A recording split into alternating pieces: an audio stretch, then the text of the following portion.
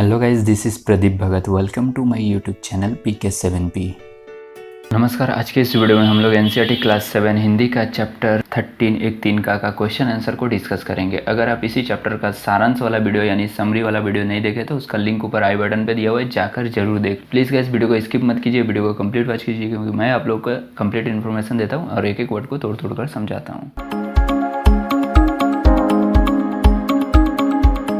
पहला क्वेश्चन है, नीचे दी गई कविता की पंक्तियों को सामान्य वाक्यों में बदलिए। यानी अगर आपको यह वीडियो क्लियर नहीं दिखाई दे रहा है तो आप अपने वीडियो क्वालिटी को ऑटो मोड से 480 पिक्सल में कर लीजिए। एक दिन जब था मुंडेर पर खड़ा, इसको सामान्य वाक्य में हम लोग कैसे बदलेंगे?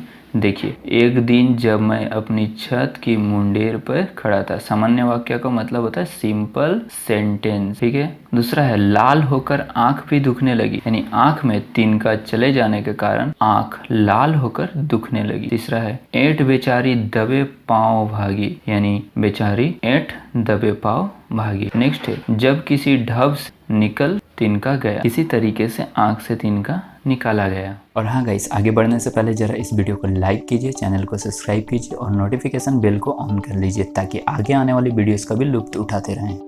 नेक्स्ट क्वेश्चन है, एक तिनका कविता में किस घटना की चर्चा की गई है जिससे घमंड नहीं करने का संदेश मिलता है? उत्तर होगा, एक तिनका कविता में हरिऔध जी ने उस समय की घटना का वर्णन किया है जब कवि अपने आप को सबसे श्रेष्ठ यानी सबसे श्रेष्ठ समझने लगे थे। उसके इस घमंड को एक छोटे से तिनके ने चूर चूर कर दिया।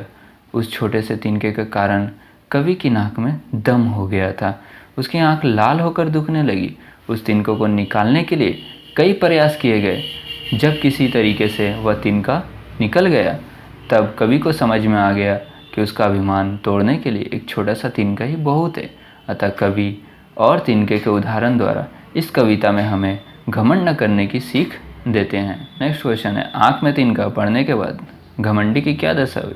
उत्तर होगा, आँख में तिनका पड़ने के बाद घमंडी की आँख दर्द के कारण लाल हो गई, आंसू बहने लगे और वह बेचैन हो उठा और किसी भी तरह से आँख से तिनका निकालने का प्रयत्न करने लगा।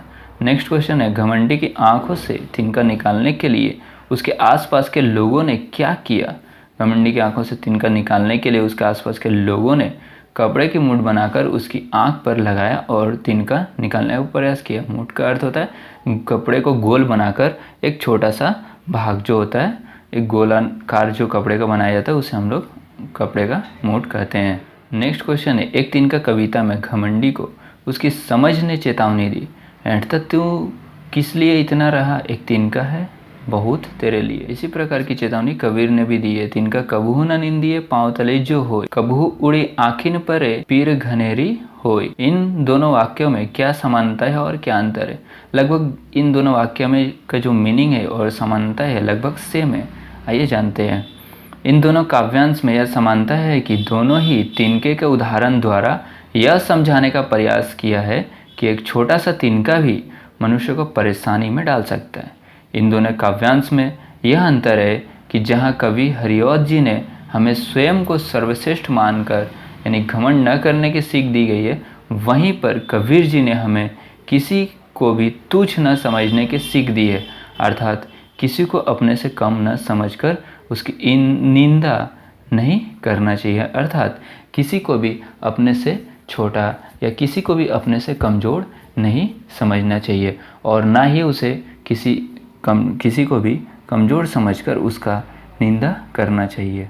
नेक्स्ट है भाषा की बात यानी हिंदी व्याकरण। किसी ढब से निकलना का अर्थ है किसी ढंग से निकलना। ढब से जैसे कई वाक्यों से आप परिचित होंगे, जैसे कि धम से वाक्यांश है, लेकिन ध्वनियों में समानता होने के बाद भी ढब से और धम से जैसे वाक्यांशों के प्रयोग में अंतर है।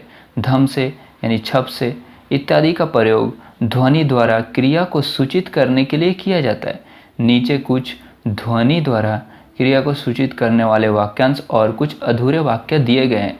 उचित वाक्यांश को चुनकर वाक्यों के खाली स्थान भरिए, यानी छप से, टप से, थर से, फूर से, सन से।